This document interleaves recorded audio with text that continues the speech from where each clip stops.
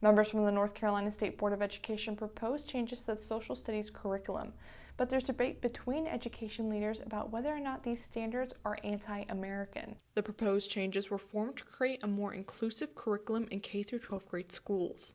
But members from the board debated the changes on Wednesday morning, some saying they went against American values. Other members who favored the changes say they provide a better understanding of American history. Dr. Megan Menfrez, professor at North Carolina State University. This type of debate is not new in the history of American education, probably in education around the world, because what it touches on are two really important questions. The first is what knowledge is of most worth, and the second is what should schools teach. Dr. Menfrez says political polarization contributes to the debate around social studies. It really captures what folks think our students need to know about the history of our country and the way in which it should be framed. And so in that way, social studies curriculum seems to be inherently political or politicized. In one example, the original objective of the coursework asked students to summarize the government's development over time. The proposed change asked students to include race, women, tribes, gender identity, and religious groups when summarizing the government's development. One education expert says these changes aren't telling kids what their opinion should be,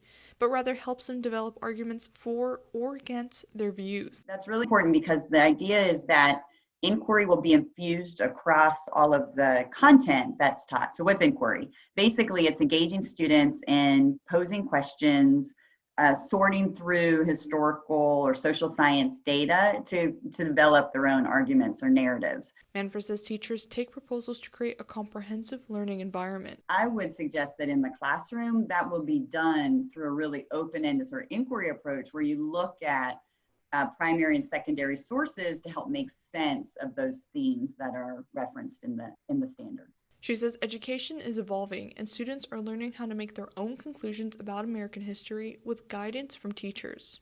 Because otherwise it's sort of patronizing, right, to students and teachers that they would just pick up this document and take it in verbatim. Like, we want them to actually engage in real deliberation and discussion about the historical past. Even with the debate happening between the board members, Menfrez hopes this doesn't overshadow the other issues that need to be addressed. There might be something of a false controversy here, like it's taking away from the real issues that are facing our teachers and particularly social studies teachers in our state.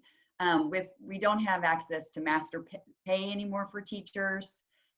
There's no subject-specific professional development for teachers that's offered in a real systematic way, access to good resources. The board will vote on Thursday morning whether or not to accept these standards.